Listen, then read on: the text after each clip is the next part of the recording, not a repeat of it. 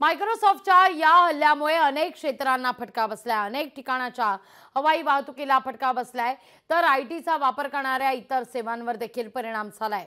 याविषयी cyber expert Shrikant Ardhapurkar यांच्याशी देखील संवाद साधला आमचे प्रतिनिधी ज्ञानेश्वर पवार यांनी। मायक्रोसॉफ्टमध्ये झालेल्या तांत्रिक बिघाडामुळे आज जगभरातील अनेक सेवा जे आहेत ते ठप्प झालेले आहे आणि यामागचं नेमकं कारण काय हे जाणून घेण्यासाठी आपण आज आलो आहे। आपल्यासोबत श्रीकांतजी अर्धापूरकर आहेत, या ठिकाणी सायबरचे तज्ञ। सर, काय सांगतात एकूण आज जी परिस्थिती काय? 1.5 ते 2च्या दरम्यान कम्प्युटर वापर सुरू असताना अचानक लोकांना ब्ल्यू स्क्रीन आली, ज्याला आपण टेक्निकलीमध्ये blue screen of death BOSD म्हणून असं म्हणतो। तर सुरुवातीला लोकांचा वैयक्तिक आपल्या